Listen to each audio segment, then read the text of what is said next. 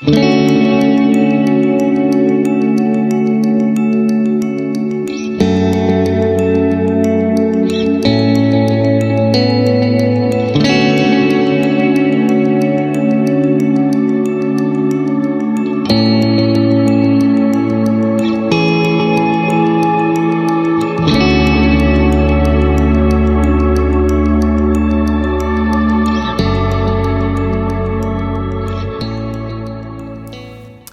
guys, if you're a new friend, welcome to my channel, and if you're an old friend, thank you so much for coming back.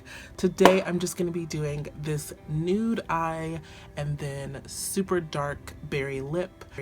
I really don't know when I'm going to be able to put this video up because I was finally able to afford the super duper expensive Final Cut Pro software, like video editing software, and I'm still trying to like learn it and everything, and it's just kind of taking a little bit longer than I thought, so I don't know when these videos are gonna get up. I might just go back to my old software to edit because I hate like not having videos for you guys on like a regular basis, but I really want to learn this editing program, so I don't know when this is going up. Hopefully soon. I love this look, especially because it's October and I just feel like so spooky. I just feel like I wanted to have an almost black lip. I've always wanted to do black lipstick. This is the closest one that I have to black. I'm using Guess by Colourpop in their Ultra Matte line, and this lipstick is actually like not my favorite. I don't know what they did with this formula, but it's just so crackly. So it's not super duper great, but I just want to give you guys an example of like what this would look like with a really dark lip. So whatever dark lipstick you have, go ahead and pull it out. This one I can't really recommend. I can't put my stamp of Sophia Starla approval on it because it's going to be like chipping off and crumbling off. It's just not that great. KathleenLights really inspired this look for me. I remember she did like a black foiled lip one time, and so that's kind of where I got the idea from this. I didn't add anything to my lips to give it the foiled effect because I'm actually about to go out and have lunch with my sister, so I didn't want to look too avant-garde for her. But yeah, I really hope you guys enjoy this tutorial, and if you're ready to see it, then keep on watching because it's up next. So you guys have seen me do my eyeshadow primer lots of times before, and I'm just using my Milani eyeshadow primer and putting it over the majority of my eyelid, and I just want to make sure that I'm using my primer so that my eyeshadow stays on my eyelid and does not crease. So for this look, I'm using peanut butter from the Peanut Butter and Jelly palette, and I'm just making really small circles in an arc on my brow bone. I think it's best to kind of follow your brow bone and go along with the shape of your eyebrow. People like Sandra Deluxe who have really straight eyebrows, like they can kind of blow it out, but since mine are so like naturally arched, I have to follow along with my brow bone. I'm using Salted Caramel on my eyelid because it's a really neutral shade for my skin tone, and I really want the focus for this look to be on my eyeliner and my very bold lips. So I'm just going to add a little bit of color to my lid to give it just a little bit of depth, give it a little bit of smoke, but not too much because the focus is really going to be on my lips. So Salted Caramel is just a really neutral shade for me, and I just really like it. I noticed that when KathleenLights did it, she barely had that much color on her lids. She made everything very neutral.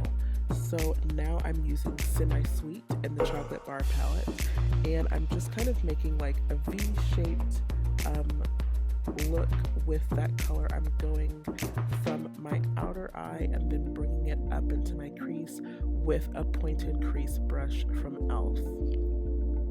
Being really light-handed with Semi-Sweet just because I don't want it to overwhelm the look. And now I'm using Marzipan in my corner eye, and I'm just kind of like bringing it up onto my upper lid just a little bit. It's just a little touch of glitter. And now now I'm just trying to blend out Semi-Sweet just a little bit more, just to make sure that it's not too concentrated and that it's very, very faint.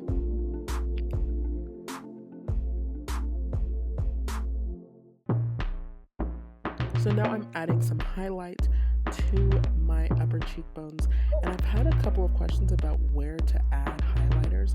I always do it like right on the very top of my cheekbone under my eye, because to me it's kind of like where I want the sun to reflect on my face the most, and just to give my face a little bit of a sun-kissed look, especially when I'm using like a rose gold type of highlighter, which is what I usually do. So yeah, I usually always have my highlighter on first, and then my blush underneath that, and then my contour.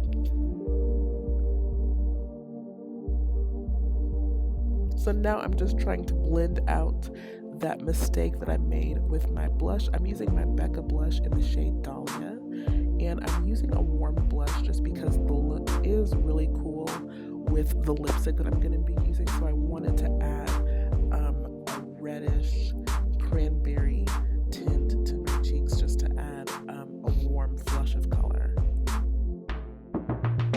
So now I'm using my Stila Stay All Day waterproof eyeliner to draw on a really exaggerated winged liner. And I guess this is kind of exaggerated, but for me it's everyday winged eyeliner because I love a good old winged liner.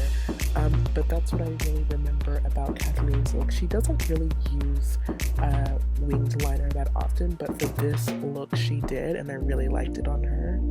And I'm kind of frustrated in this video because the liner got messed up when my eye started to water, so that's what that attitude was about. But I'm just gonna go back in and fix it with like some concealer and a little bit more eyeshadow.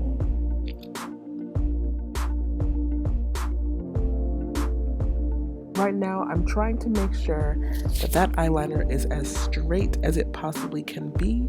So if I have to go back over it a little bit more and it ends up being a little bit thicker, that's the risk I'm willing to take, because I would rather have thick eyeliner than crooked eyeliner. You know what I'm saying?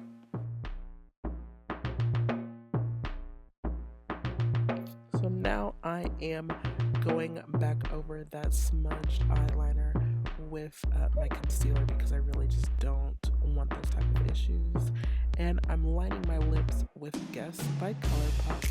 This lipstick really gave me a lot of trouble, and I usually love Colourpop, you guys know that, but this one just did not work out the way the other ones do.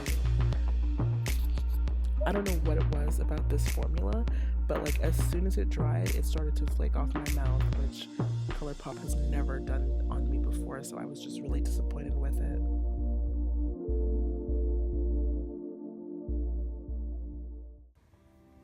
That's it for today's tutorial. I really hope you guys enjoyed this video. If you did, go ahead and give it a big old thumbs up. Maybe even share it with a friend, because that would be super cool. Please subscribe if you haven't done so already, so you can stay up to date on my latest videos, and I will see you in my next one. Bye! That's it for today's tutorial. Today's.